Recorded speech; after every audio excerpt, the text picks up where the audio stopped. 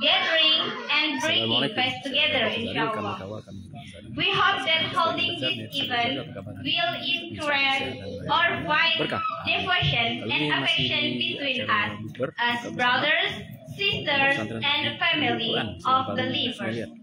Hopefully this agenda will be blessed by Allah Subhanahu wa Ta'ala. Amin ya Rabbal Alamin. Okay, today I would like to read out about the agenda for this evening. The first agenda is opening, the next is reading Holy Quran, the next speech, and the fourth agenda is tausiah, and the last agenda is closing. For the first agenda is opening, let's open our agenda this evening by reading Basmalah together. Bismillahirrahmanirrahim. And the next agenda is the reading of Holy Quran to our sister Okta Nurhaliza. Time and place is yours.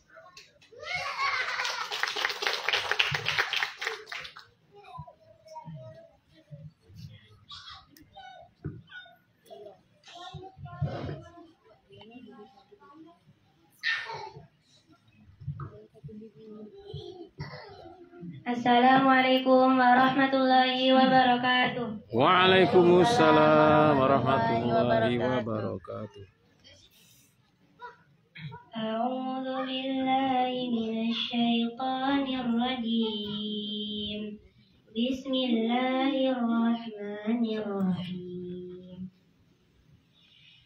Ya ayyuhalladzina amanu kutiba 'alaikumus siyamu kama kutiba 'alal ladzina min qablikum la'allakum tattaqun.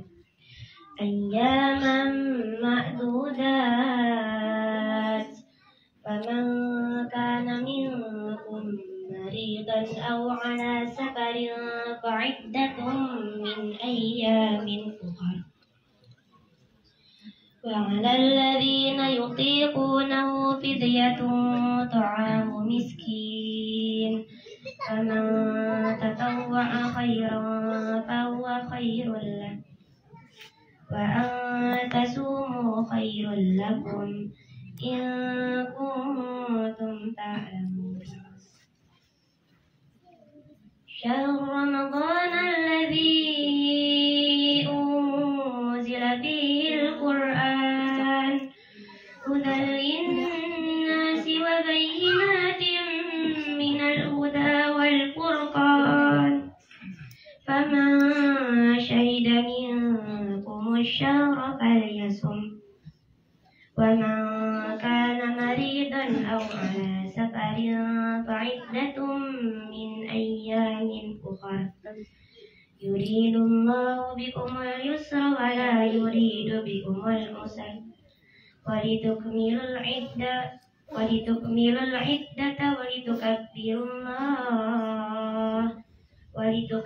الله على ما هداكم ولعلكم تشكرون. وإذا سألك عبادي عني فإني قريب أجيب دعوة الداعي إذا دعان فليستجيبوا لي وليؤمنوا بي لعلهم يرشدون. صدق الله العظيم. Wassalamualaikum warahmatullahi wabarakatuh. Waalaikumsalam warahmatullahi wabarakatuh.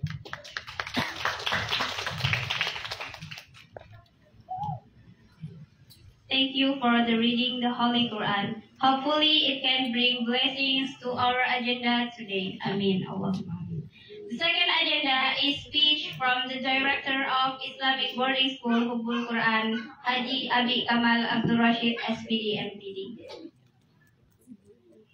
To our father, please, time and place is yours. Woo!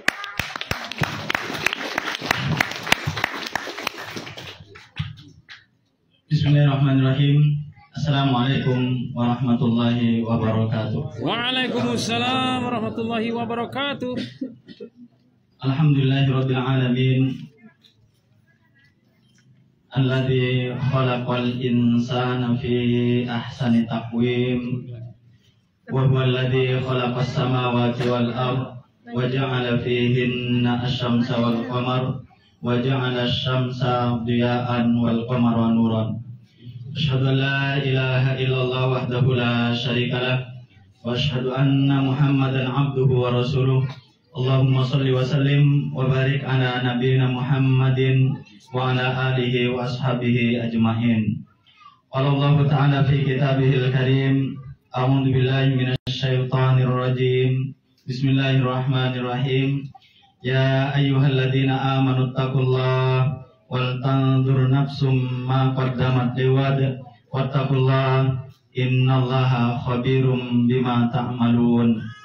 Wa qala Rasulullah sallallahu alaihi wasallam fi hadisihi, man shoma ramadanan imanan wa ihtisaban ghufira lahu ma taqaddama min dambi. Amma ba'd, yang kami muliakan, kami hormati, kami takdimi Kiai Haji Zakwan Ahmad Zakwan SAG, beliau PLT Kementerian Agama Kabupaten Bangka. Mudah-mudahan segera definitif. Amin. Allahumma amin. Dan nanti menjadi penggantinya Kiai Mas Munir, Kanwil. Amin ya Allah. Dan yang kami muliakan, kami hormati juga pengawas Yayasan Pondok Pesantren Hubul Quran, Yayasan Bahagia Dunia Akhirat maksudnya, Dr. Zaril Kifari bersama Ibu datang.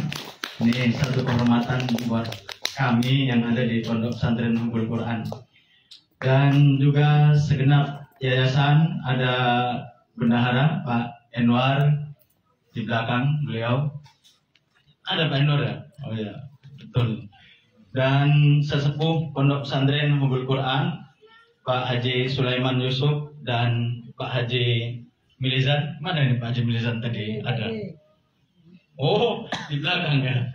Insya Allah, ini luar biasa. Dan juga ada pimpinan daerah Muhammadiyah Kabupaten Bangka ini. Ada Pak Haji Ali Akbar dan Pak Ahmad Ridwan. Dan Bapak Ibu semuanya yang berbahagia, wali santri dan wali santriwati. Oh, ada Mas Yanto juga, pimpronya Pondok Pesantren Hubul Quran, Mas Yanto. Anak-anakku sekalian, santriwan dan santriwati Pondok Pesantren Hubul Quran yang Abi cintai, alhamdulillah kita panjatkan puja dan puji syukur kehadirat Allah Subhanahu wa taala. Karena pada sore hari ini Allah memperkenankan kita berkumpul di halaman masjid satu-satunya di Indonesia yang punya nama Masjid Alhamdulillah, Ustaz. Ini saya kira ketik di Google dimanapun tidak akan ketemu. Satu-satunya masjid namanya Masjid Alhamdulillah ya di sini ini, Ustaz. Alhamdulillah kita bisa berkumpul di sini, kemudian mendapatkan banyak keberkahan yang berlipat-lipat, keberkahan berada di pondok pesantren, keberkahan pengajian, dan keberkahan berada di bulan suci Ramadan. Mudah-mudahan ibadah-ibadah yang telah kita lakukan khususnya pada bulan Ramadan ini dan yang akan kita lakukan diterima oleh Allah Subhanahu wa taala. Amin. Salawat dan salam mudah-mudahan tetap terlimpah curahkan kepada Nabiullah Muhammad sallallahu alaihi wasallam, kepada keluarganya, sahabatnya, dan orang-orang yang istiqomah mengikuti jejak dan langkah beliau sampai hari kiamat nanti. Ada Ustadz Aziz juga ternyata. Ustadz Aziz tak kira santri, sudah punya anak 4 tapi kok wajahnya kayak santri Ustadz Aziz ini. Awet muda, insyaallah. Karena pengusaha sukses Ustadz Ridwan. Kalau mau beli pizza ke beliau. Ini live dong. Iya. Wah, dapat berapa persen buat dari saya dari Ustadz Aziz. Bapak Ibu yang dimuliakan Allah Subhanahu wa taala, terima kasih atas kehadirannya, walaupun mungkin undangannya mendadak ya, karena sedianya harusnya dilaksanakan ini nanti pas akhir bulan maksud kami akhir tahun pelajaran ini liburan maksudnya ya, untuk liburan ini tanggal 16, tapi karena ada ustadz yang memegang peranan penting juga di sini itu kemarin mau izin kami itu untuk pulang liburan nanti ya, liburan akhir tahun ya, tapi karena kami juga harus ke Jawa nanti liburan akhir tahun itu, makanya kami bilang antum pulangnya sekarang bulan Ramadan ini biar nanti gantian jaganya. Nah kemudian karena naik kapal, akhirnya kapalnya itu jadwalnya tanggal 12. Tanggal 12 harusnya ini dilaksanakan tanggal 16, tapi karena beliau nanti pulangnya tanggal 12, makanya ini dimadukan ke tanggal 10 gitu. Jadi kayaknya memang mendadak perubahannya Bapak Ibu. Nah kemudian mungkin perlu sedikit kami sampaikan kepada Bapak Ibu. Ini berdoa ya, mudah-mudahan tidak hujan. Untuk sekarang gitu, untuk sekarang. Bahwa alhamdulillah perkembangan di Pondok Pesantren Nurul Quran dari segi bangunan sudah Bapak Ibu bisa lihat ini kemarin sudah membuat kita 3 lokal dan alhamdulillah sudah ditempati untuk kelas ya, kemudian ada koperasi ya, koperasinya juga sudah jadi bagus ya, tidak kalah dengan yang ada A dengan apa itu yang di jalan-jalan banyak itu loh, yang inisialnya A dengan apalah gitu, A dengan I, A dengan I ala gitu. Itu namanya Hubul Quran Maret gitu. Ya. Kemudian saat ini juga kita sedang memaksakan. Kami kemarin itu bilang sama bendahara sama pimpronya, pokoknya saya mau bulan Ramadan ini ada pondasi untuk kantor. Nggak tahu caranya bagaimana, pokoknya saya maunya itu. Ada pondasinya untuk kantor. Ya, ada pondasi itu. Kemudian setelah jadi pondasinya, saya bilang harus ditutup ini. Karena ini biar putra tidak langsung pandangannya ke sana, harus ditutup. Maka ditutuplah itu. Saya bilang, wah ini kayaknya nggak seru ini. Kalau cuma ditutup satu ini, selesaikanlah satu sampai nutup gitu. Sampai apa namanya selesai apa? Apa ini Pak Nur? Selesai memasang batako gitu. Nah ini nanti saya juga nantang beliau nanti mudah-mudahan sebelum Ramadan itu sudah terpasang atapnya. Amin. Allahumma amin. Maksudnya sebelum hari raya Idul Fitri. Siapa? Bapak siapa? Wali santri siap? Ibu siap menyelesaikan bangunan Bu? Masya Allah, lebih kompak ibu-ibu. Kayaknya memang ibu yang megang uang itu kan. Ketahuan ini. Bapak Ibu, kemudian yang kami laporkan juga perkembangan untuk tenaga pengajar. Alhamdulillah di kami sebelum tahun ajaran baru itu sudah ngambil 2 ustadz, Bu. 2 ustadz, alhamdulillah dapat. Ini yang duduk ini, tidak tahu ini kok duduk di atas sendiri ini. Ya, kayaknya calon direktur pondok ini. Amin. Ya. Ini apa namanya? Beliau bagian ilmiahnya di sini. Untuk Ulumuddin, karena beliau lulusan Ma'at Ali, ini beliau yang mengampu. Ya, ini untuk Ulumuddinnya, beliau yang mengajari nanti fikih, akidah dan sebagainya lah, itu dipasrahkan ke beliau. Kemudian juga kami ngambil tenaga baru yang tidak kalah juga dengan beliau, yaitu fokus di bidang tahfidz Ustadz untuk membuat kurikulum tahfidz itu, sekaligus kami panggil, ya kami ambil dengan anak istrinya sekalian. Karena kalau tidak dengan anak istrinya Ustadz yang punya keluarga, nanti jangan sampai sebulan sudah izin, sebulan sudah izin. Berarti sudah sekalian ke sini sama anak dan istrinya. Nah ini beliau Ustadz Saifuddin di depan kita, ini beliau yang kurikulum tahfidznya. Jadi alhamdulillah kita Bapak Ibu tahun ini sudah mulai berbenah untuk kemudian sesuai dengan cita-cita kita bagaimana melahirkan generasi Qurani itu. Kemudian kalau itu yang mungkin sudah sering kami sampaikan bahwa ini kan perpaduan antara umuluddin, apa itu ilmu agama dengan ilmu dunianya, karena yayasan kita itu adalah yayasan bahagia dunia akhirat, maka harus punya dunia dan juga punya akhirat. Makanya kita alhamdulillah kemarin sudah akreditasi ya untuk SMP IT-nya. Jadi Bapak Ibu tidak usah ragu-ragu lagi di sini nanti untuk mengkampanyekan atau mempromosikan bahwa sekolah kita ini sudah ada SMP-nya, SMP formal, bahkan itu di Diknas, ya di Diknas. Jadi SMP-nya itu sudah SMP formal. Dan alhamdulillah tahun ini rencananya kita akan buka SMA. Amin. Ya, kita akan buka SMA juga nanti formal. Oh, kayaknya sudah rintik dokter. Yes. Bapak Ibu yang dimuliakan Allah Subhanahu wa taala, jadi itu mungkin perkembangannya ya yang kami bisa sampaikan. Mungkin nanti di akhirnya kita bisa mungkin nanti ngobrol, karena alhamdulillah kami ini ngundang beliau di tengah kesibukannya untuk memberikan motivasi kepada kita, khususnya yang ada di pondok pesantren dan juga Bapak Ibu yang anaknya berada di pondok pesantren. Kemarin Ustadz Zuhri itu sebagai wakil Dewan perwakilan daerah DPD ya, Dewan Perwakilan Daerah untuk Kepulauan Bangka Belitung ini, beliau kemarin memotivasi kepada anak-anak kita itu bahwa kata beliau, kalian sudah berada di jalan yang benar. Yang benar karena sudah berada di pondok pesantren, ngafal Al-Quran, kemudian juga nanti dapat ijazah formal, yang kata beliau itu nanti mereka-mereka inilah yang akan menjadi pemimpin tatkala waktunya 2045 dok ya. Amin. Indonesia emas itu. Kan ini sekarang ada yang umurnya 15 paling tinggi, berarti nanti 20 tahun lagi berarti 35, pas lah mereka nanti akan memimpin bangsa ini. Amin. Allahumma amin. Jadi mereka nanti akan jadi menteri, akan jadi gubernur, akan jadi ini. Saya kemarin di pengajian pimpinan pusat itu ada 4 menteri yang hadir, ya, yang salaman. Jadi ya paling tidak sekarang bisa salaman ya dok. Ya, tapi ya ada Ustaz. Ini jangan lihat dok. Ada yang komentari.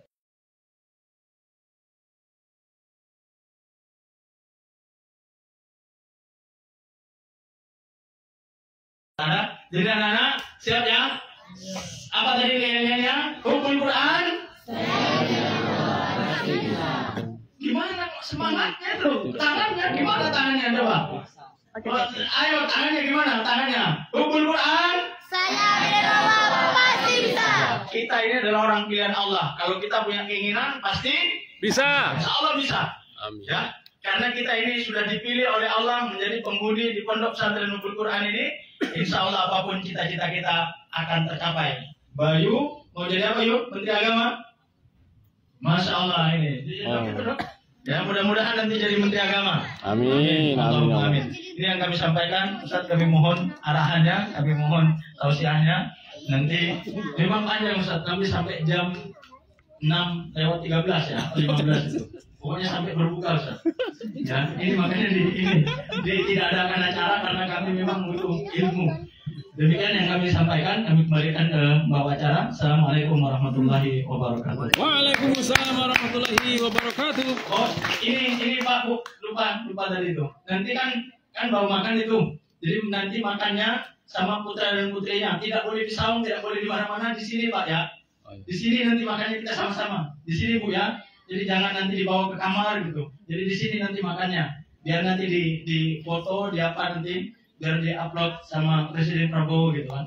Ini Quran. Ini tulis. Thanks to Abi Kamal for the speech today. And the next agenda is Tausiah from Haji Ahmad Zakwan. Place and time is yours.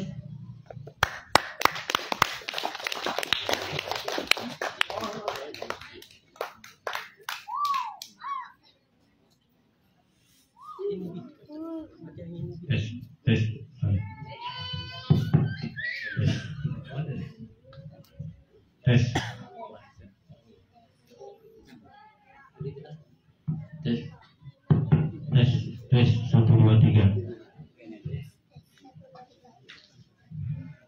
Terima kasih. Thank you very much for giving time for me to speak in front of the audience here. Baik. Saya itu nggak bisa Bismillahirrahmanirrahim. Assalamualaikum warahmatullahi wabarakatuh. Waalaikumsalam warahmatullahi wabarakatuh. Alhamdulillahirabbil alamin. Wa bihi nasta'inu ala umuri dunya waddin. Wassalatu wassalamu ala asyrafil anbiya'i wal mursalin wa ala alihi wa ashabihi wa man tabi'ahum bi ihsanin ila yaumiddin. Amma ba'd.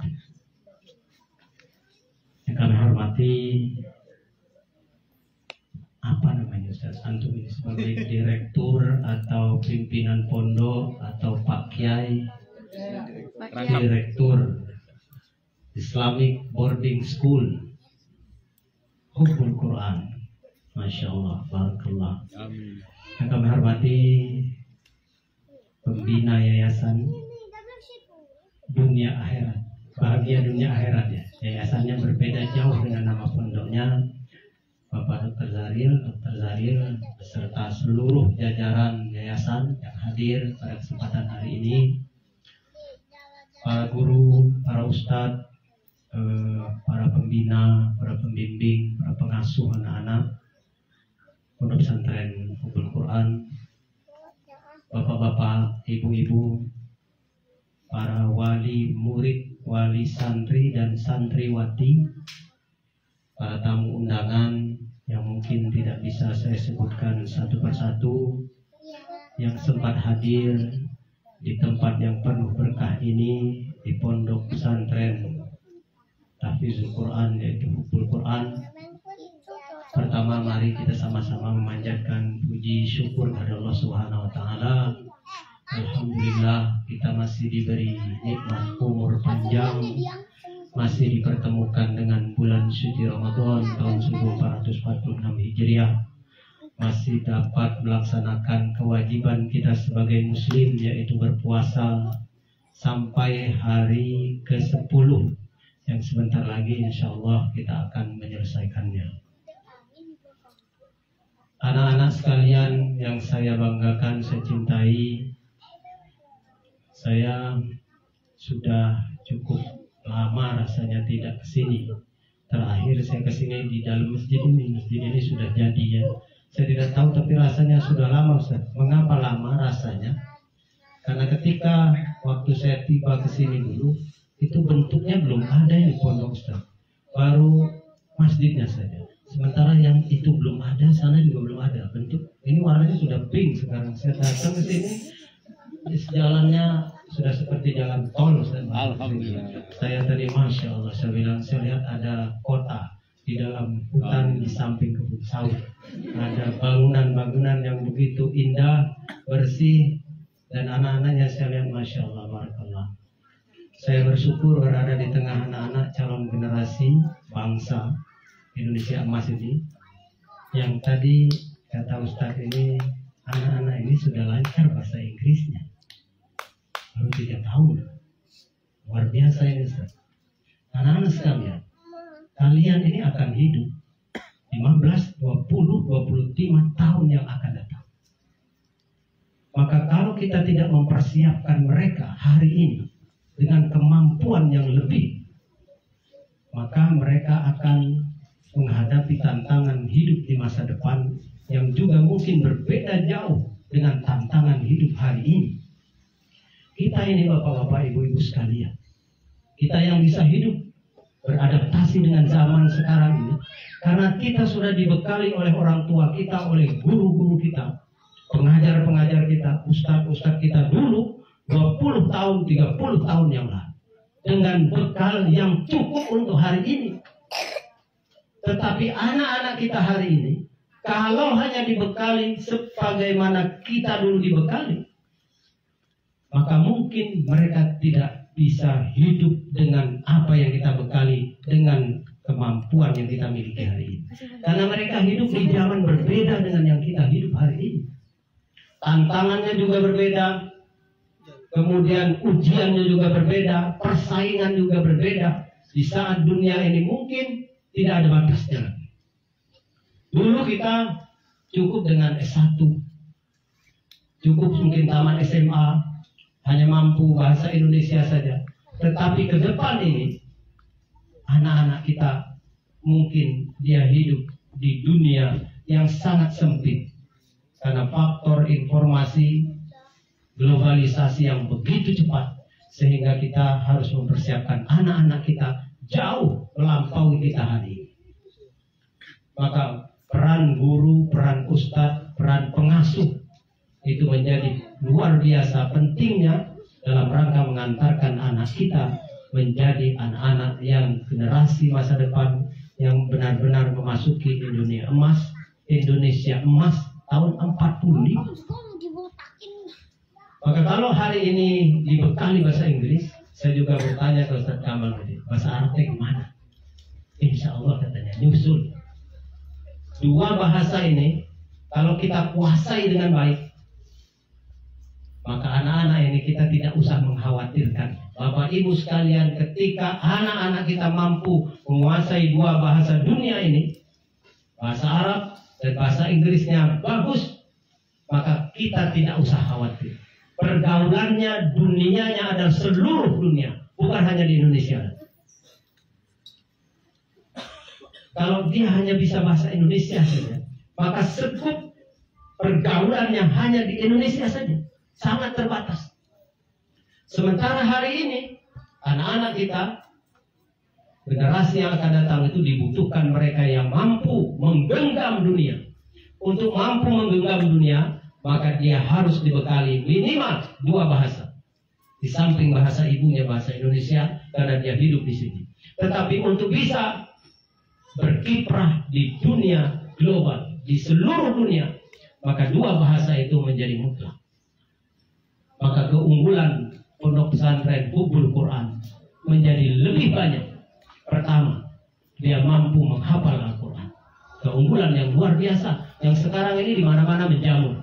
Tetapi kalau hanya itu saja, mungkin sudah banyak pesantren yang mengandalkan hafalan Qurannya. Karena di mana-mana sekarang ada rumah tahfiz, ada pondok tahfiz, banyak sekali. Di Kimah saja ada 2. Itu andalannya adalah juga sama, hifzul Quran. Ada di Puding juga, hifzul Quran. Tetapi kita harus lebih daripada itu. Maka pondok ini memang tidak perlu terlalu banyak. Tidak usah mengejar santrinya banyak. Tetapi yang kejarlah kualitasnya. Kalau berkualitas, tidak perlu banyak. Ada 30 putra, 30 putri didik mereka ini. Tetapi dengan hasil yang sangat berkualitas. Hafazal Qurannya bagus. Bahasa Inggrisnya jalan. Speakingnya itu aktif. Sebagaimana MC itu. Yang lain-lain kan sama. Sama kan? Iya kan? Sama juga kan dengan MC tadi yang lain-lain? Insya Allah. Setelah ini fokus ke bahasa Arab. Kalau bahasa Inggrisnya bagus, bahasa Arabnya bagus, sudah. Bapak Ibu sekalian yang menitipkan anak-anaknya di sini tidak usah mengkhawatirkan masa depan. Dia bisa pergi kemanapun. Dia bisa menguasai dunia ini. Kita kirim kemanapun dia sanggup. Karena modal bahasanya sudah ada. Komunikasinya sudah mampu. Bahasa internasional, bahasa Inggris, dan bahasa Arab. Bahasa Arab kalau dia ke Timur Tengah, kemanapun di Timur Tengah itu pakai bahasa Arab, aman. Lalu bahasa Inggris, ke negeri manapun kalau tidak bisa bahasa Arab, orang Arab juga pintar bahasa Inggris. Maka orang Arab itu kalau kita datang masuk rumah sakit ditanyanya bahasa Inggris.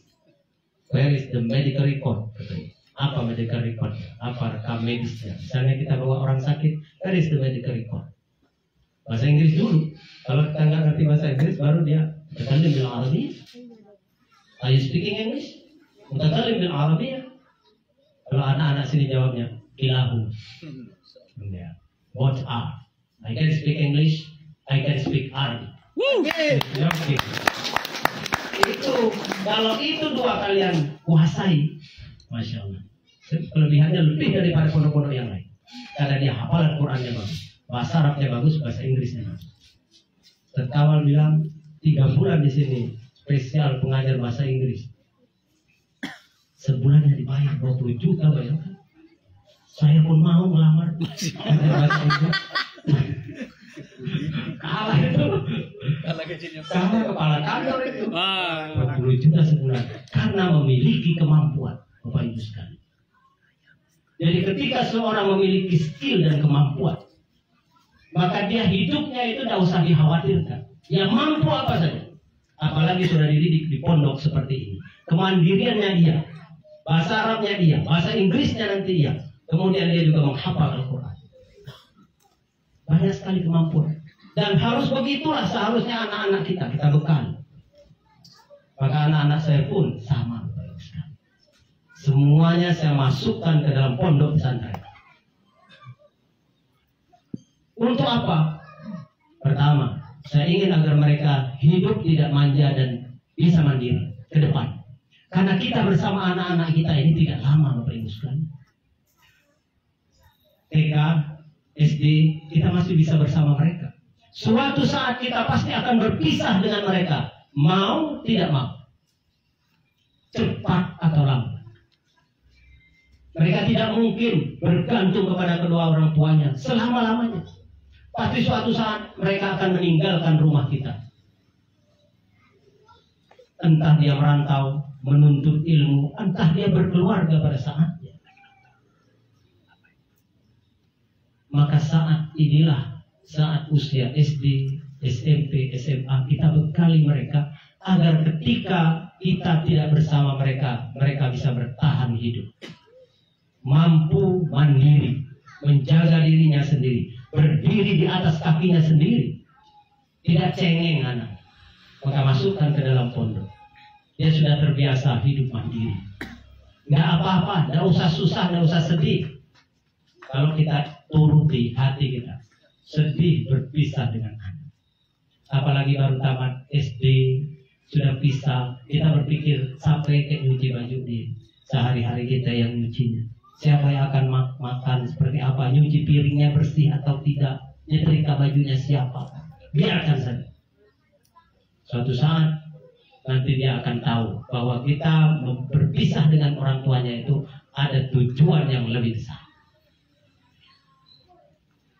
Saya sama seperti anak-anak. Saya pernah di pondok juga lama sama SMP, Pak. Kalau ini tamat SD sudah dipondokkan, luar biasa. Nanti kemandirian yang paling penting. Kalian tidak cengeng lagi. Dari pulang ke rumah sudah biasa antri, sudah biasa makan seadanya, sudah biasa makan tempe, sudah biasa makan ditakar. Pulang ke rumah pasti bahagia. Karena di rumah bebas makan. Alhamdulillah. Tapi kalau dia sudah tenang terus tiap hari, dia tidak merasakan nikmat itu hidup ini. Karena dia sudah terbiasa nikmat. Anak-anak itu harus dididik agar pernah susah. Karena suatu saat dia akan berhadapan dengan banyak masalah dalam kehidupan. Kalau dia sudah terbiasa mandiri, dia bisa menyelesaikan masalahnya masing-masing. Suatu saat. Dan kita tidak lama terjadi ya hidup ini. Kita juga tidak tahu kapan kita berpisah dengan anak-anak kita. Suatu saat mungkin di rumah sepi, tidak ada anak lagi. Dari pondok semua. Saya ini 4 anak, tinggal 1 di rumah, kecil, sepi rumah. Buka kamar kosong,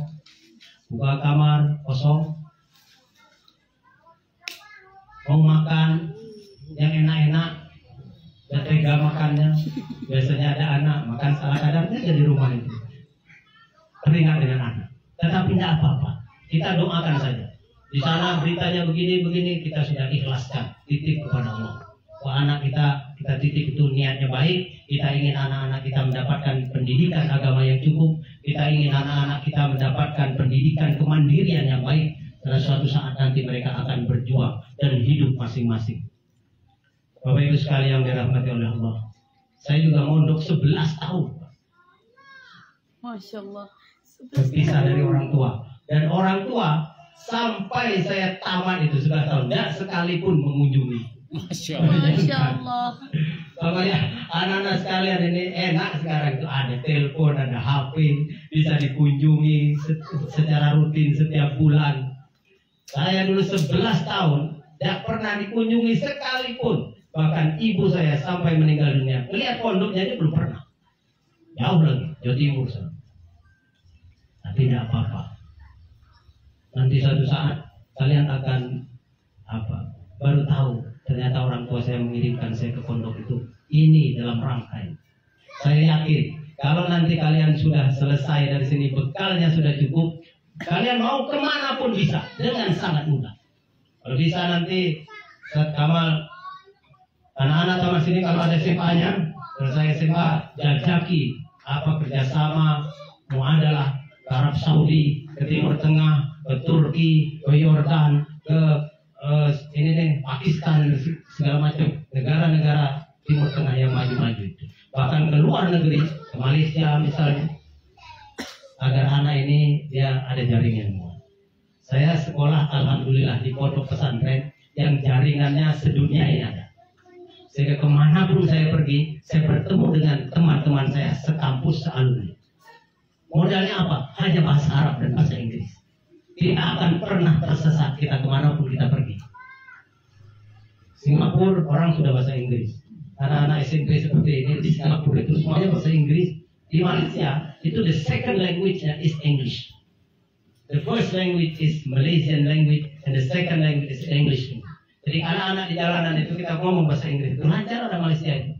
Kita ini sudah perguruan tinggi pun tidak bisa bahasa Inggris. Mahasiswa-mahasiswa kita ini. Maka dia tidak bisa bersaing di tingkat internasional. Karena bahasanya lemah. Mau sekolah ke luar negeri tidak lulus harus TOEFL sekian. Tapi kalau sudah dibekali bahasa Arab, bahasa Inggris, maka kemanapun dia pergi, dia tidak usah kita khawatirkan. Lepas saja. Tidak ada lagi bapak khawatir. Anaknya pergi ke Malaysia, anaknya pergi ke Inggris, anaknya pergi ke London, pergi ke Amerika. Sudah, lepas saja dia. Nanti dia bisa berkomunikasi. Ya kalau sudah terbiasa mandiri seperti ini, insya Allah bekalnya ini lebih kuat dibandingkan mereka yang mungkin hidup di bawah ketiak ibunya setiap hari. Di bawah ketiak bapaknya setiap hari. Cengeng. Maka anak-anak yang di pondok ini berbangga kalian. Tidak apa-apa. Kawan-kawan lain main HP. Ini kita jarang main HP. Tidak boleh kan? Tidak boleh. Apalagi nonton TV boleh? Tidak boleh juga. Tidak boleh semua. Apa yang boleh? Telepon bisa tidak? Tidak boleh. Jarang juga kan? Komunikasi. Tidak apa-apa. Dulu juga kami seperti itulah. Bisa hidup hari ini karena modal yang diberikan lewat pendidikan, lembaga pendidikan seperti pondok. Bapak Ibu sekalian dirahmati Allah. Tadi saya bingung mau ngasih apa ceramah. Ini bulan Ramadan buka bersama, kasih 1 jam. Kalau kultum kan cuma 10 menit. Hadis tentang puasa ini tidak jauh-jauh, man shoma Ramadan disampaikan 5 menit selesai. Ayatnya tidak jauh-jauh. Ya ayyuhallazina amanu kutiba alaikumusiyam kama kutiba alal ladzina min qablikum la'allakum tattaqun. Nah, selesai 10 menit kultum. Kasih 1 jam. Nah, kebetulan tadi ternyata ingin memotivasi anak-anak. Saya senang bertemu dengan anak-anak. Saya mengajar lama. Kalau saya ngajar selalu semangat. Dulu saya ngajar Pak di Gontor itu. Saya ngajar dari tahun 91 sampai 97. Ngajar di Putra 4 tahun, ngajar di Putri 3 tahun. Santrinya waktu di Putra waktu itu 3.000 lebih. Di Putri itu 2.000 lebih waktu itu. Saya ngajari, maka banyak anak-anak. Hari ini anak-anak yang saya didik dulu itu, yang saya pernah mengajar dia kelas 2, kelas 3, kelas 4, kelas 5, kelas 6. Sudah ada yang jadi profesor, doktor, banyak. Kalau saya pergi keluar daerah, ke Jawa, dimanapun, saya taruh di Facebook, saya berada di sini. Datang anak-anak. Ada yang sudah doktor, ada yang jadi pengusaha. Dan dia ingat kita. Maka bapak-bapak sekalian, guru-guru yang ada di sini, tenaga pengajar, para ustaz saya. Didiklah anak kita dengan sepenuh hati. Bekali mereka ilmu pengetahuan agama dan dunianya semaksimal mungkin yang mampu kita berikan. Nanti akan mendapatkan keberkahan dari mereka. Mereka akan mendoakan kita hidup menjadi berkah. Jadi guru, ustaz itu tidak usah takut hidupnya. Mendidik anak-anak ini ketika mereka mendoakan kita dan orang tua juga mendoakan guru-gurunya, maka kehidupannya pasti akan diberkahi. Ketika anak-anak ini sukses suatu saat, ada yang menjadi dokter, ada yang menjadi doktor, ada yang menjadi insinyur, ada yang menjadi pejabat, ada politisi, ada mungkin menjadi ilmuwan, maka kebanggaan guru itu adalah di situ. Senang dan bahagianya seorang guru ketika melihat muridnya mampu melampaui keilmuan gurunya. Kalau guru hanya mampu menciptakan muridnya sama seperti dirinya, belum berhasil guru itu. Karena gurunya itu hidup hari ini.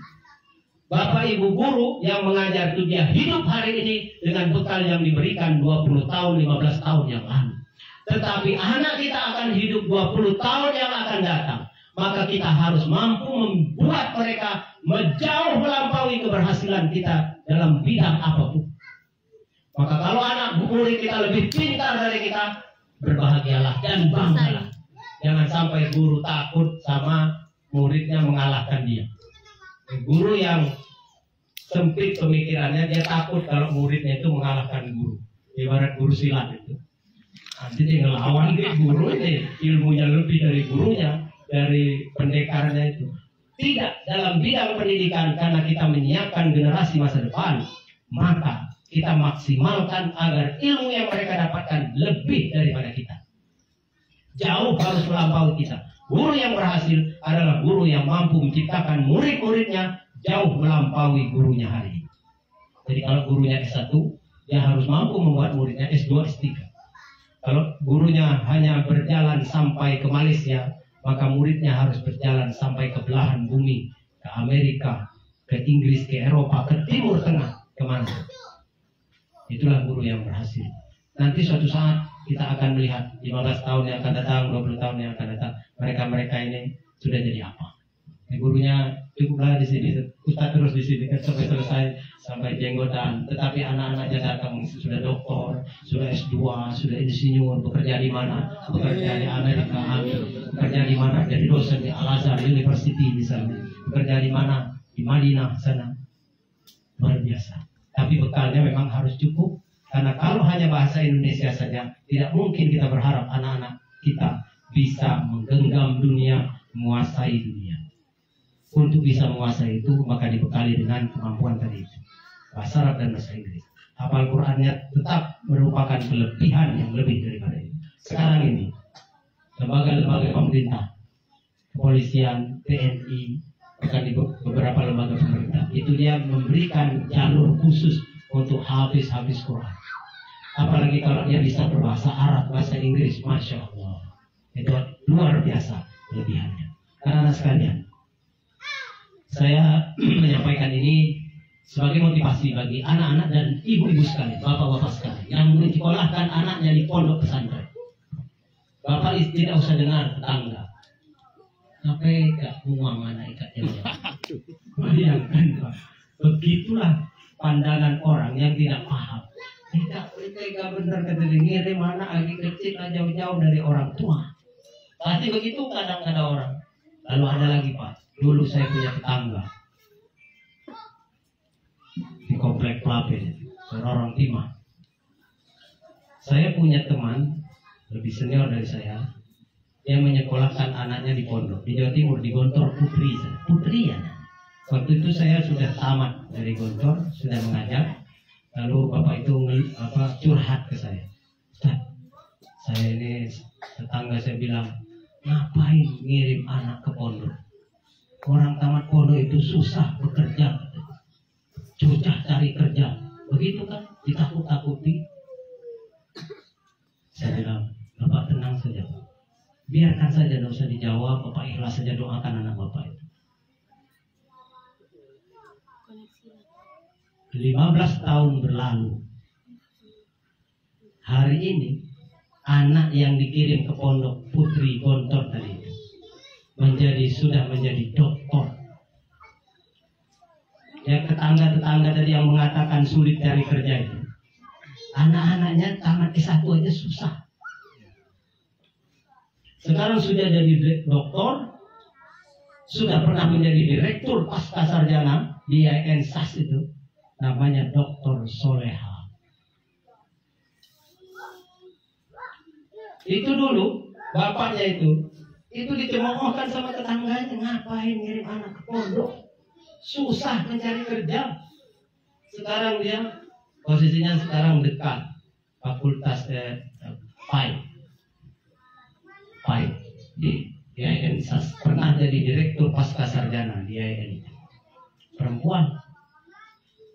Sedesanya dia, bahkan hampir sekecamatan Merawang itu, doktor pertama kali dialah.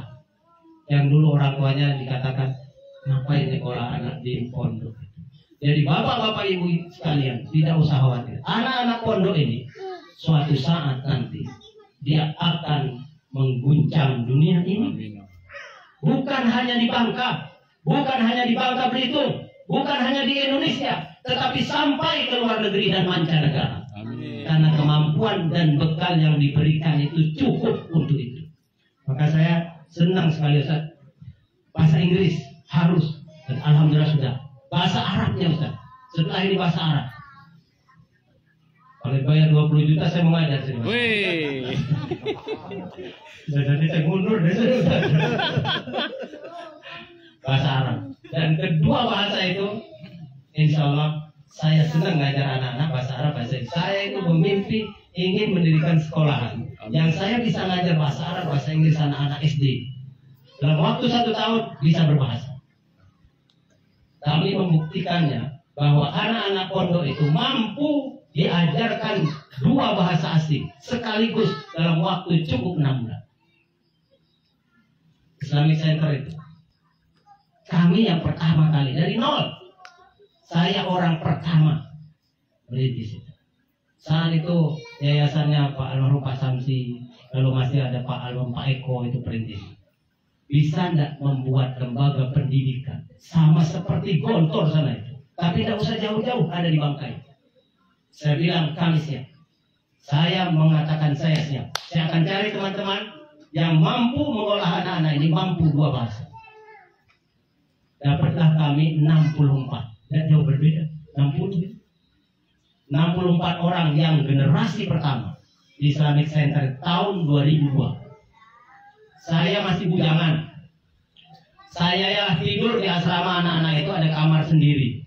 Membangunkan anak pagi-pagi ngajari bahasa Arab, bahasa Inggris, pagi-pagi bangun tidur habis sholat subuh itu kasih mufradat, hadza kitabun, this is a book, this is a pen, pagi-pagi.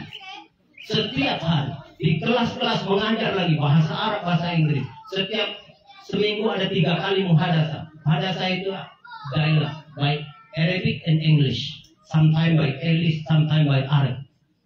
Every day we speak English. What you see and what you want to do, tell in English. Bahasa Inggris. 6 bulan, 2 bahasa. Bahasa Arab dan bahasa Inggris. 6 bulan berikutnya kita terapkan. Setelah 6 bulan, kalian semua wajib pakai bahasa Arab atau bahasa Inggris. Dan tidak boleh lagi ada bahasa Indonesia. Kecuali dengan berbisik. Bahasa Indonesia berbisik. Kalau dia pakai bahasa Indonesia dengan suara lantang, masuk namanya mahkamah bahasa. Ada peradilannya. Di sidang, nanti suruh nyari orang yang melanggar bahasa, yang pakai bahasa Indonesia. Setelah 6 bulan, sanggup gak? Ternyata bisa, Bapak Ibu sekalian. Jadi kagetlah itu, yayasan-yayasan itu. Almarhum Pak Abu Hanifah, almarhum Pak Samsi, Pak Eko, Ibu Eko itu hampir setiap minggu datang ke situ. Ngetes anak masuk ke dalam kelas, silakan bahasa Arab, bahasa Inggris. Tanya, what is your name, where you come from, where are you from, bahasa Inggris. Kalau bahasa Arabnya mereka tidak ada yang bisa nguji, dan semuanya tidak bisa bahasa Arab. Nah, kita bisa bahasa Arab. Mas muka min aina jita, mabuka, maza ta'mal, segala-galanya. 6 bulan bisa. Artinya anak-anak yang di pondok ini, dia tidak membutuhkan kecerdasan untuk bisa berbahasa. Jadi Ustaz Kamal dan guru-guru tidak usah khawatir, anak itu apapun anak diberikan ke sini, ajarkan bahasa setiap hari. Buat yang namanya lingkungan berbahasa. Bahasa itu tidak membutuhkan orang pintar bisa bahasa. Di Arab itu semua orang bisa bahasa Arab. Ya kan? Ya. Mau IQ-nya berapapun dia bisa bahasa Arab. Ketika kita taruh anak kita di Inggris sama setahun, dia bisa berbahasa Inggris dalam waktu 1 tahun. Seperti apapun IQ-nya. Karena bahasa itu yang penting kebiasaan. Membiasakan. Itulah lingkungan milieu namanya. Kalau kita setiap hari kita berbahasa, seperti anak kita yang di rumahnya. Setiap hari kita pakai bahasa kampung lah dia umur 2-3 tahun, 4 tahun. Dan ngomong sendirinya. Tidak pernah kita ngajarkan tata bahasanya. Tetapi langsung kita praktekkan. Maka itulah yang diajarkan kawan-kawan dari Kediri, dari Palu. Dia sistemnya, metodenya bukan tulis papan tulis. C sama dengan kursi. Lambat orang bisa bahasa Arab itu. Bahasa Inggris ya. Kalau misalnya kursiun sama dengan kursi, maktabun sama dengan meja gitu. Lambat orang bahasa Arab. Tetapi setiap hari kita ngomong, pegang ini. Handphone. Jawal. Oh, Bahasa Arabnya kan? Iya, benar. Handphone atau apa ini? Mobile. Ya. Kita pakai ngomong langsung. Itu namanya direct method. Direct method itu kita langsung ngomong, langsung pegang sesuatunya, langsung ucapkan saja. Kalau bahasa Arab itu apa ini? Nah, apa bahasa Inggrisnya? Hand. Head. Finger. Head. Ini Ear. Terus Nose. mouth, ya kan? Eyes. Itulah bahasa. Seperti itu setiap hari. Anak-anak itu tidak usah diajar suruh ngapal. Eyes, ear, head, gitu kan? Mouth, tongue, lips, chest, hand, finger.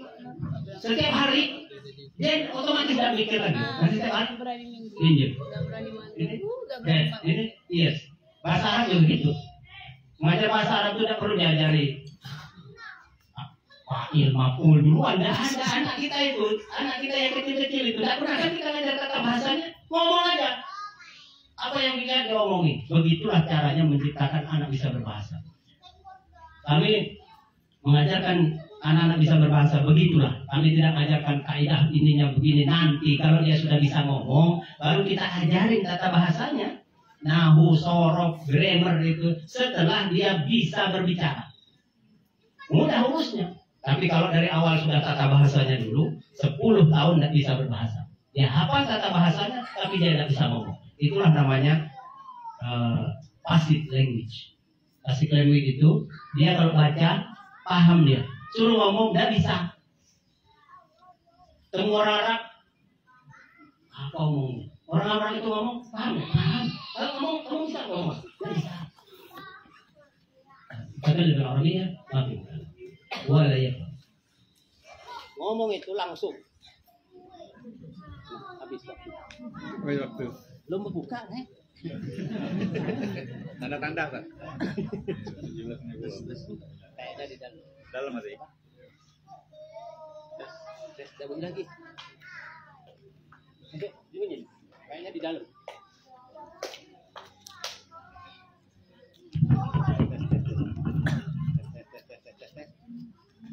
Ini jalan ya. Ini baterainya.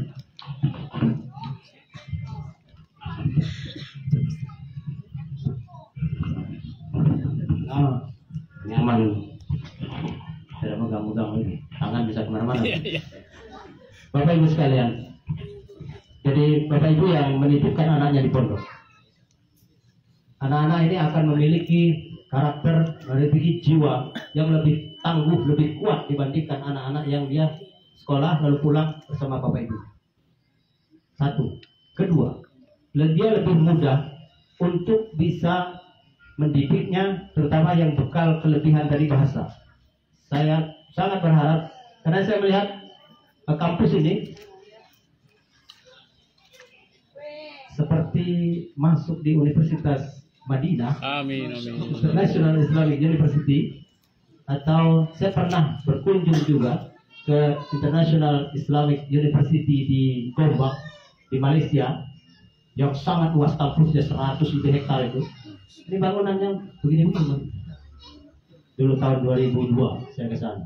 Kampus itu dalam rangka kami ingin membuka Islamic Center itu, belajar di sana. Ada lab school-nya, punya Universitas Islamic University, itu cabangnya Madinah sebenarnya. Cuma kampusnya sangat luas, yang pernah ditawarkan ke Indonesia, dan Indonesia waktu itu Orde Baru tidak mau menerimanya, maka dipindahkanlah ke Malaysia, ke Gombak. Dan itu mahasiswanya di seluruh dunia. Modalnya tadi berbahasa. Anak-anak kita ini mampu, jadi tidak usah takut. Anak ini tidak bisa berbahasa karena IQ-nya rendah atau nilainya kecil. Tidak. Mengajarkan bahasa, dia tidak ada hubungannya dengan kepintaran dan tidak pintar. Semua orang bisa. Buktinya apa? Anak-anak kita itu, semua orang Indonesia bisa berbahasa Indonesia. Kan IQ-nya ada yang rendah, ada yang tinggi. Karena bahasa itu adalah bagaimana kita menciptakan lingkungannya, milieunya, kebiasaannya. Pembiasaan saja. Kalau dibiasakan setiap hari, kita kirim anak kita ke Timur Tengah, ke Arab Saudi, pokoknya kirim saja, pokoknya 2 tahun kamu tinggal di sana, pulang bisa bahasa Arab sih. Padahal mungkin dia tidak belajar bahasa Arab khusus kan. Kirim ke Amerika, ada setahun 2 tahun, pintar bahasa Inggris dia, pulang. Di sini kalau kita mampu menciptakannya setiap hari pakai bahasa Inggris, termasuk guru-gurunya wajib pakai bahasa Arab, wajib pakai bahasa Inggris. Yang tidak berbahasa, tidak boleh ngomong, tidak bisa ngomong ke anak-anak, maka akan tersiksa dia. Maka anak-anak pun begitu, kalau melihat gurunya pakai bahasa Arab, ini bahasa Inggris, kalau manggil, come here, what is your name, where are you from, what do you want, what are you doing. Begitu terus setiap hari, maka dia akan mendengar, menciptakan lingkungan, dan guru-guru insya Allah bisa. Ada satu kampus di Indonesia ini, Universitas Islam Negeri Malang. Di Universitas Islam Negeri Malang itu, dulu namanya rektor yang paling semangat itu namanya Profesor Prayogo ya, dari Muhammadiyah. Nah jadi Profesor Prayogo itu, dia bisa menciptakan mahasiswa pertama 2 semester itu di Universitas Islam Malang itu. Dulu masih UI Setain Malang. Dia bisa menciptakan orang mampu mahasiswa itu, setiap mahasiswa semester 1 dan 2 wajib di asrama selama 1 tahun. Apa yang diajarkan? Hanya 2, bahasa Arab dan bahasa Inggris, selama 2 semester 1 tahun. Maka setelah itu baru dia di semester 3 ke atasnya baru mengajarkan SKS materi-materi yang lain. Caranya seperti apa? Dia buat lingkungannya bahasa Arab dan bahasa Inggris. Seluruh dosennya wajib bisa berbahasa Arab. Lalu bagaimana yang sudah tua-tua yang tidak bisa belajar bahasa Arab? Dia kursuskan, dia ikut, termasuk Profesor Prayogo itu sendiri. Dia juga ikut kursus bahasa Arab dengan seorang dosen yang hanya sarjana S1. Tapi dia belajar bahasa Arab, profesor itu. Dalam waktu 1 tahun dia bisa bahasa Arab. Maka dia mewajibkan semua dosennya pakai bahasa Arab. Bagaimana yang dia bisa? Ikut kursus. Dia siapkan dosennya. Akhirnya kampus itu menjadi terkenal. Tidak ada satu kampus Universitas Islam Negeri pun seluruh Indonesia ini yang mampu melaksanakan program sebagaimana Universitas Islam Negeri Malang. Saya pernah ke sana, workshop tentang bahasa Arab. Dulu saya juga ngajar dulu, jadi dosen juga, pernah jadi dosen di STAI, tahun 99, 2000, 2001, 2002 ngajar bahasa Arab juga. Dan bahasa Arab saya setelah saya digontor kan bahasa Arab, saya belajar lagi bahasa Arab di Libya. Ada yang kenal Libya? Libya itu lembaga ilmu pengetahuan Islam dan Arab, ada di Jakarta, miliknya Universitas King Saud, Arab Saudi. Dan itu orang sekolah di situ semuanya dibiayai dan dikasih uang saku. Anak-anak sini kalau tamat SMA bisa ke sana, tapi dites bahasa Arabnya. Kalau bahasa Arabnya lulus, maka dia akan dibeasiswakan di sekolah di Libya itu. Ada tingkat S1-nya syariah, kemudian ada diplom saja. Dia digaji sekolahnya, mukafaahnya langsung dari Arab Saudi. Jadi setiap bulan dapat gaji. Dulu saya sekolah di situ 2 semester, tapi saya sudah sebagai dosen, saya tes di situ untuk persiapan guru dan pengajar dosen. Saya dikirim dari STAI waktu itu. Saya lulus, saya sekolah di sana 1 tahun lagi di Libya itu, kampusnya di Pejaten dekat Pasar Minggu. Sampai sekarang kampusnya masih di situ. Jadi orang dibayar waktu itu 300 real beberapa 1 bulan. Jadi saya dapat berapa? 600.000 setiap bulan gajian, buku gratis semuanya, biaya kuliah gratis, dikasih uang saku lah. Anak-anak ini nanti kalau bisa bahasa Arabnya bagus, bisa tes ke Libya untuk tingkat S1. Nah, Bapak-bapak Ibu sekalian, jadi saya ingin motivasi Bapak Ibu sekalian agar ibu tidak usah khawatir anaknya disiplin. Percayakan, ini sudah kelihatan hasilnya. Dan Ustaz Kamal dengan seluruh ustaz-ustaz kalau mendirikan pondok seperti itu, memang jangan banyak dulu. Jangan tiba-tiba pokoknya yang penting banyak. Bukan. Yang penting berkualitas. Kalau dia berkualitas, berikutnya orang tua itu berduyun-duyun, tidak usah dipanggil, tidak usah pakai spanduk, tidak usah pakai brosur-brosur kemana-mana bangka-bangka ini. Kalau dia berkualitas, maka orang akan datang berduyun-duyun. Tapi anak ini kan harus jelas dulu, dia pulang diuji bahasa Inggrisnya bagus, diuji bahasa Arabnya bisa ngomong. Nanti orang tua ngajinya pintar, hafal Qurannya bagus, maka insya Allah setahun 2 tahun yang akan datang dari 500 sampai 1000 orang. Amin, amin. Insya Allah tidak sulit. Pesantren Darul Abror itu sekarang 1.200 siswa. Apa kelebihan? Hanya 2. Ini bisa 3 ini. Pondok ini hafalan Qurannya karena spesialis juga. Bahasa Arabnya bagus, bahasa Inggrisnya bagus. Kalau dia sudah 3, dia bisa menyaingi Darul Abror. Darul Abror itu modalnya cuma 2, Pak. Kemampuan bahasa Arab dan bahasa Inggris. Jadi bapak-bapak masuk ke Darul Abror, semua anak itu pakai bahasa Arab dan bahasa Inggris. Lancar aja.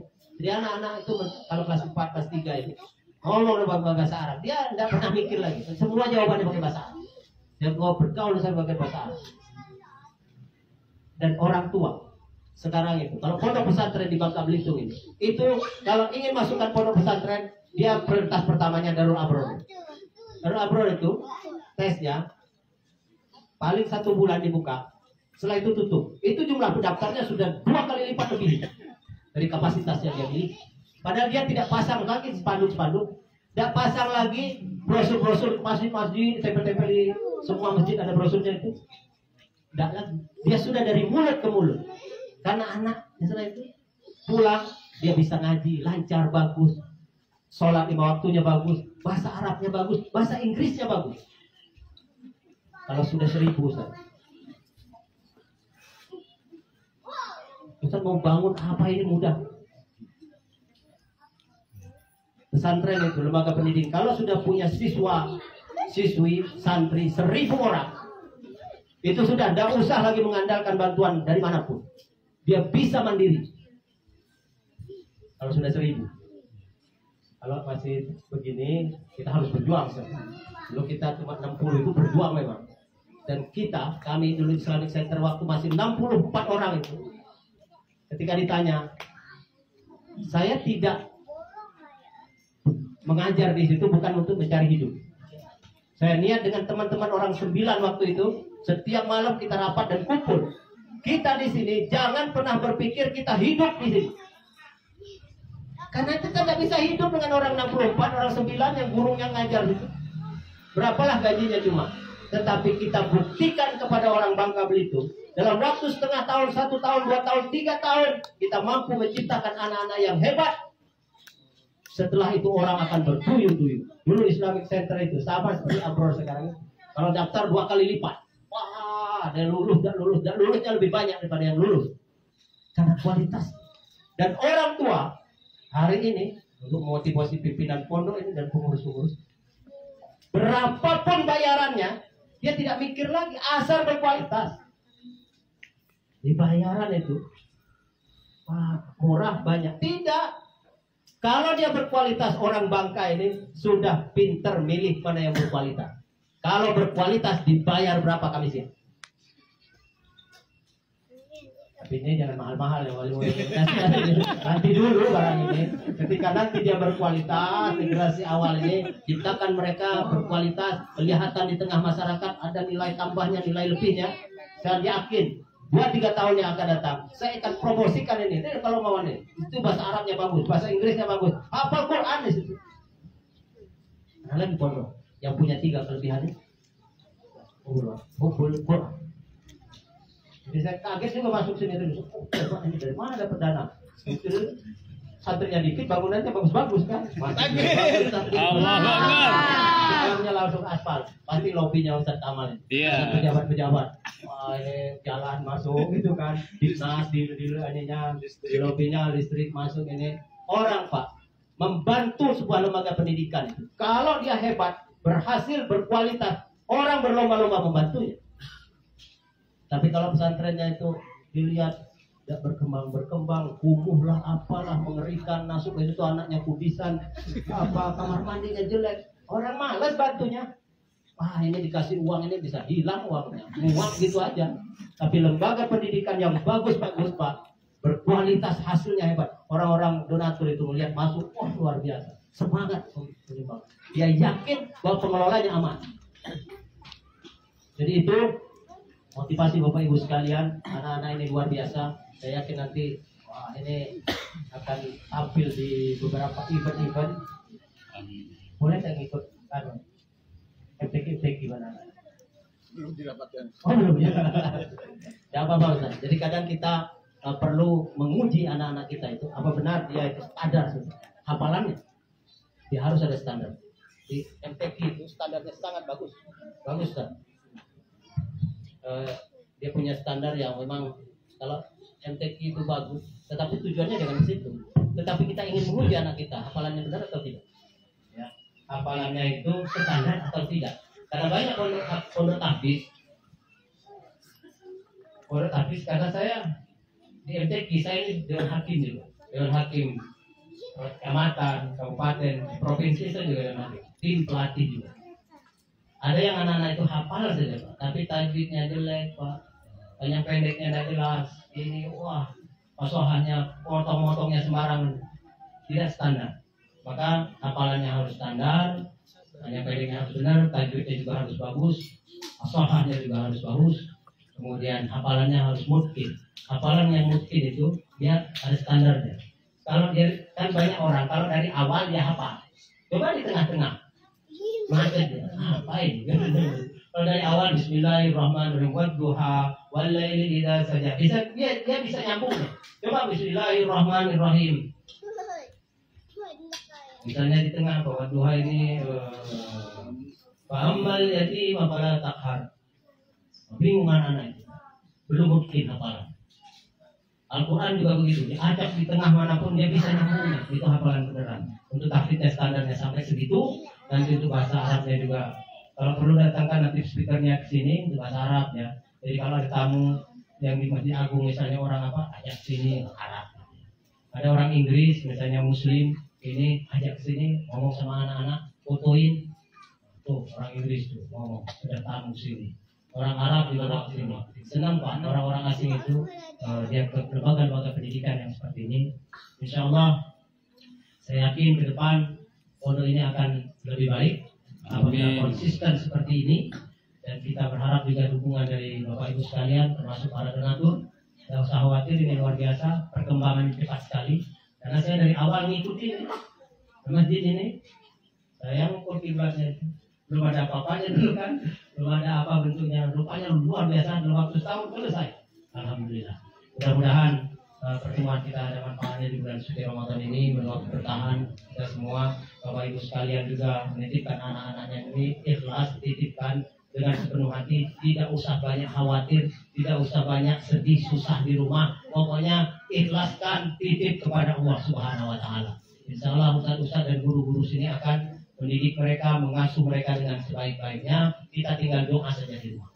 Doa sebanyak-banyaknya. Bapak Ibu tahajudlah malam-malam. Setiap sholat duha doa, jangan lupa anak-anaknya. Setiap sholat tahajud jangan lupa anak-anaknya. Ketika sholat 5 waktu selesai sholat jangan lupa mendoakan anak-anak.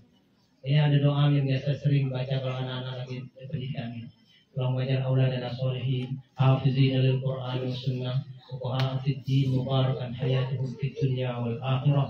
Ada lagi kalau dia sedang ujian, sedang banyak tugas-tugas. Allahumma ja'al auladana fi jamil al-imtihanat wa ta'allumihim minan jahdihi wa salimin wa sabirin wa mutqinin wa rasihin wa amilin. Itu didoakan setiap hari. Rabbana hab lana min azwajina wa dzurriyyatina qurrata a'yun waj'alna lil muttaqina imama. Itu doa orang tua yang anaknya itu masih begini-begini. Beberapa doa ini dirutinkan setiap saat. Saudara, nanti Allah yang menolong anak kita. Memudahkan segala urusannya, pendidikannya mudah, di pondok tidak sakit-sakitan. Biasanya anak-anak yang di pondoknya sering sakit, karena orang tuanya sedih terus di rumah. Mikir anakku panen, anakku gimana galau, terus anaknya itu berpengaruh. Di sana anaknya jadi galau juga. Anak pulang lah, anak betah lah, sakit-sakitan lah. Tapi kalau orang tuanya ikhlas, berdoa, pokoknya saya ikhlaskan, saya titipkan pada Allah, insya Allah anaknya juga bertambah. Saya kira itu Bapak Ibu sekalian, ya berarti kita berbuka sampai akhir, sampai waktu berbuka ini. Kita di sini sampai waktu berbuka. Tinggal sekitar 5 menit ya. Hari ini jam berapa kita? Kalau hadis-hadis tentang puasa kan sudah, misalnya setiap hari kita kultum, hadis-hadis tentang ibadah sehari-hari sudah banyak. Ayat tentang puasa, walladzina amanu kutiba alal ladzina min qablikum sudah sering dibaca. Tentang puasa sudahlah. Hari ini kita berbicara tentang hal itu. Anak-anak kita didik dengan sebaik-baiknya, bekali anak-anak kita ke depan. Beruntunglah anak-anak yang mau ke pondok, dan orang tuanya juga ikhlas menitipkan anaknya di pondok. Beruntunglah dia, karena hari ini Bapak Ibu sekalian, kami ini capek juga Kementerian Agama ini bekerjasama dengan Polres ngurusi anak-anak geng motor lah. Ini ada lagi perang sarung lah. Tadi Kapolres datang ke kita minta bekerja sama, kalau masjid-masjid tolong himbau anak-anak yang perang sarung, yang geng motor, yang deklarasinya sudah ada ini. Masya Allah. Kita bilang, kita ini kan sering di masjid, tausiah safari ini ke masjid. Mau tausiah tentang geng motor, yang anak-anaknya itu tidak ke masjid. Di mana dia dengar? Itu kan kita polisi titip ke kita, Pak, nanti tolong himbau kalau ngasih ceramah di masjid safari Ramadan, tolong himbau tentang geng motor, tentang perang sarung, anak-anak. Nah, anak-anaknya itu tidak ada satupun yang ke masjid. Nah, hanya orang tua yang dihimbau itu. Akhirnya ya, sampai orang tua agar benar-benar perhatian pada anak-anaknya. Kalau malam musim tarawih ini pulang dari masjid jangan lagi keluar di jalanan. Habis sahur juga begitu. Karena tadi itu, Pak, prihatin sekali kondisi anak-anak ini, apalagi di rumah orang tuanya bekerja, dikasih modal HP lagi di rumahnya. Nah, sudah lah. Lebih pintar dia main HP dari kita, dikuncinya HP kita nggak bisa ngecek. Dia punya password berlapis-lapis, orang tuanya tidak paham. Akhirnya dia main game lah, wah luar biasa, otaknya bisa rusak. Jadi itu yang kita khawatirkan. Kalau sudah ada di pondok ini, insya Allah selamat, amin ya rabbal alamin. Anak-anak ini bekal masa depannya insya Allah baik dan cukup untuk menghadapi tantangan hidup yang semakin hari mungkin tantangannya semakin berat, semakin besar. Alhamdulillah. Bapak Ibu sekalian yang dimuliakan oleh Allah Subhanahu Wa Taala, ini yang dapat saya sampaikan. Itu masa kita jelas ini. Sini mana itu? Hoax Jalan baru. RRI bisa RRI dah. Iya. Ini hari ini kalau tidak salah RRI berbuka itu baru jam 18.13 ya. 13 atau 12? 13 ya. Nah itu duluan 2 menit itu batal semua orang yang berbuka sekarang itu. Kalau dia terlambat, Pak, sirinenya tidak apa-apa, selamat. Tapi kalau dia mendahului, itu yang tidak boleh. Puasanya jadi batal semua, kecuali orang tidak tahu. Tapi pengurus masjidnya bertanggung jawab. Maka Masjid Agung itu saya sering ingatkan, Masjid Agung, jangan sampai korek itu sodaqallahul azimnya sebelum waktunya. Karena sebangka ini orang patokannya pokoknya sini Masjid Agung. Kadang koreknya duluan, belum waktunya, maka bertanggung jawab orang puasa tidak sampai pada waktunya, berbuka duluan. Alasannya hadis, katanya Segera. menyegerakan berbuka. Tidak begitu kalau masuk kalau waktunya. Nah ini mungkin sudah masuk waktunya. 12 baru 12 ya. Jam Google itu jam pas. Jam Google jam pas. Yang online itu kurang 1 menit ya. Lebih baik kita lewat 1 menit daripada kita pas. Masuk ya. Baik Bapak Ibu sekalian, mari kita berdoa. Doanya ini ada 2 macam. Karena orang bertanya, mana yang benar doa puasa ini? Kan ada yang sebelum, nanti ada yang sesudah. Yang sebelum itu Allahumma barik lana fima razaqtana wa qina adzabannar. Satu. Kedua, Allahumma lakasumna wa bika amanna wa ala rizqika aftarna. Makan. Lalu setelah itu, setelah makan, baru doa. Zahabat dhama'u wa qallatil uruqu wa tabatal ajru. Setelah berbuka, minum 1 teguk ada 1 sunah. Mereka berdoa, Allahumma lakasumna wa bika amanna wa ala rizqika aftarna bi rahmatika ya arhamar rahimin. Allahumma barik lana fi ma razaqtana wa qina adzabannar. Silakan Pak Ibu sekalian.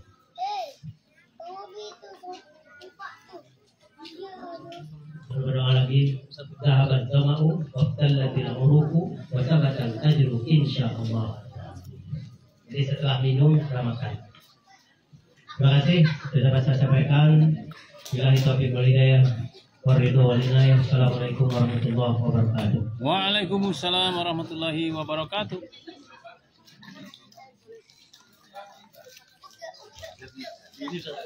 Alhamdulillah sahabat-sahabatnya selamat berbuka puasa. Mudah-mudahan puasa kita berkah. Amin. Sahabat-sahabat kita serta netizen Rozaril, mohon doa berkah dan nasihat dari Iman. Insyaallah terpasang dari dengan siapa itu. Sehat Rozaril. Kami kawah, kami Rozaril. Terima kasih semuanya. Assalamualaikum. Salam dari Bang Abid. Yuk. Pak Sulaiman. Dua bersaudara. Kompak. Assalamualaikum Pak Sar. Ayahanda Pak Ayah.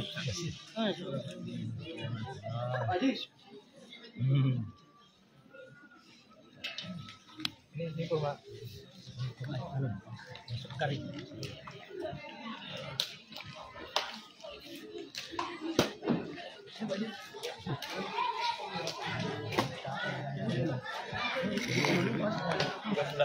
Baik sahabat-sahabat kita sampai jumpa lagi. Assalamualaikum. Kami kawah kami. Makasih banyak semuanya. Salam dari Bang Abid.